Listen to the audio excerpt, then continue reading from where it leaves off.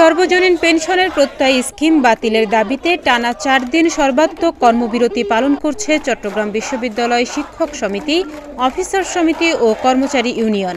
এদিকে সরকারি চাকরিতে মুক্তিযোদ্ধা কোটা পুনর্বহালের প্রতিবাদে আবারও চট্টগ্রাম রাঙামাটি মহাসড়ক অবরোধ করেছে চট্টগ্রাম বিশ্ববিদ্যালয়ের শিক্ষার্থীরা। এ সময় ২০১৮ সালে সরকার ঘোষিত পরিপত্রের পুনর্বহাল সহ ৪ দফা দাবি উত্থাপন করেন তারা।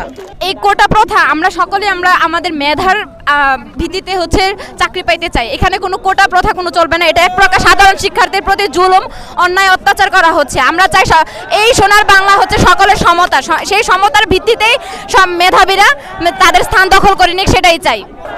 আমরা চাচ্ছি এই কোটা প্রথা নামক বৈষম্য দূরীভূত এবং মেধার মাধ্যমে অর্থাৎ প্রতিযোগিতার মাধ্যমে চাকরি হোক।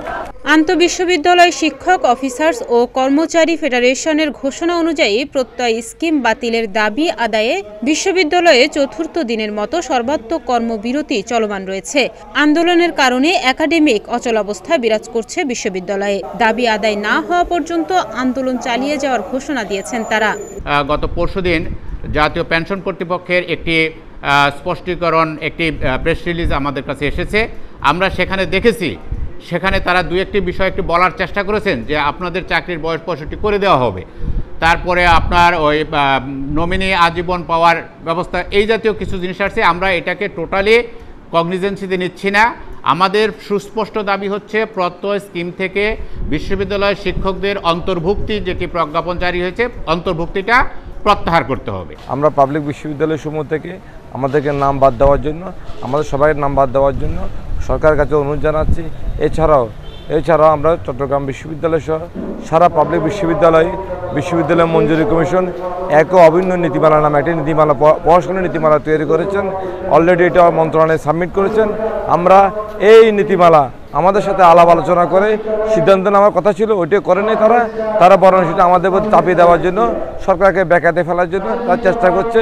অবিলম্বে আমরা এই অভিন্ন নীতিমালা প্রত্যাহারের দাবি জানাচ্ছি। এইগুলো যতক্ষণ পর্যন্ত দাবি না হওয়া ততক্ষণ পর্যন্ত আমাদের আন্দোলন চলবে। প্রত্যয় স্কিম চালু হলে মেধাবীরা শিক্ষকতায় আসবেন না উল্লেখ করে চবি শিক্ষক সমিতির সাধারণ সম্পাদক বলেন, এটি একটি কঠিন ষড়যন্ত্র।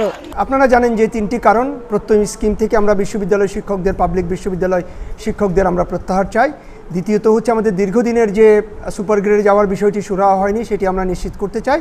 এবং তৃতীয়ত হচ্ছে আমাদের প্রাণের দাবি, দীর্ঘদিনের দাবি বিশ্ববিদ্যালয় শিক্ষকদের, সেটি হচ্ছে আমরা স্বতন্ত্র বেতন স্কেল চাই। এর একটি এখনও কার্যকর হয়নি। আমরা আশা করেছিলাম যে আমরা একটা যে আমাদের কর্মসূচিগুলি আপনারা যদি দেখেন, আমরা বারবারই এগুলি বলেছি যে আমরা প্রথমে মানববন্ধন 1 ঘন্টা 2 ঘন্টা, আমরাও চাইনি যে ক্লাস বর্জন করতে, পরীক্ষা বর্জন করতে, কিন্তু আমরা বাধ্য হয়েছি। আমাদের এই যৌক্তিক দাবির প্রতি সরকার এবং সরকারের যথাযথ কর্তৃপক্ষ সেটিকে সুবিচার করেনি এবং তারা সেটিকে বিবেচনায় আনেনি। এখন আমরা সর্বাত্মক কর্মবিরতিতে গেছি। এখন হয়তো তারা বিভিন্ন ধরনের পদক্ষেপ গ্রহণ করছে এবং আমার কাছে মনে হচ্ছে যে পদক্ষেপই তারা গ্রহণ করুক না কেন, আমাদের বিশ্ববিদ্যালয় শিক্ষক সমিতি ফেডারেশন, আমাদের একটাই বক্তব্য যে আমাদের প্রথম দাবি হচ্ছে আমরা প্রত্যয় থেকে বিশ্ববিদ্যালয় শিক্ষকদের প্রত্যাহার চাই। এদিকে সরকারি চাকরিতে কোটা বাতিলের দাবিতে সকাল 10:30 থেকে বিশ্ববিদ্যালয়ের কেন্দ্রীয় শহীদ মিনারের সামনে অবস্থান নেন শিক্ষার্থীরা।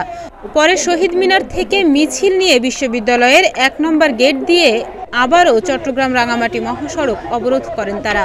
একটা শিক্ষার্থী 50 নাম্বার পেয়ে টিকছে, চাকরি পাচ্ছে, সরকারি চাকরি পাচ্ছে 11তম গ্রেডে বা 9ম গ্রেডে। সেখানে আমরা দেখছি একজন মেধাবী শিক্ষার্থী 80, 85, 90 নাম্বার পেয়েও সে কিন্তু এই কোটার অভিশাপের জন্য সে সরকারি চাকরি থেকে বঞ্চিত হচ্ছে।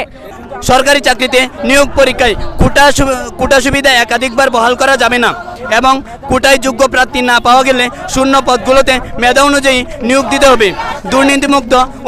দুর্নীতিমুক্ত, নিরপেক্ষ ও মেধাভিত্তিক আমলাতন্ত্র নিশ্চিত করতে কার্যকর ব্যবস্থা নিতে হবে।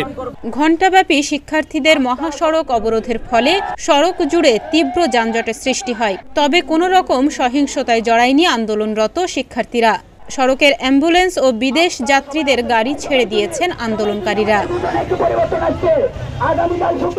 ডেস্ক রিপোর্ট, প্রতিদিনের বাংলাদেশ।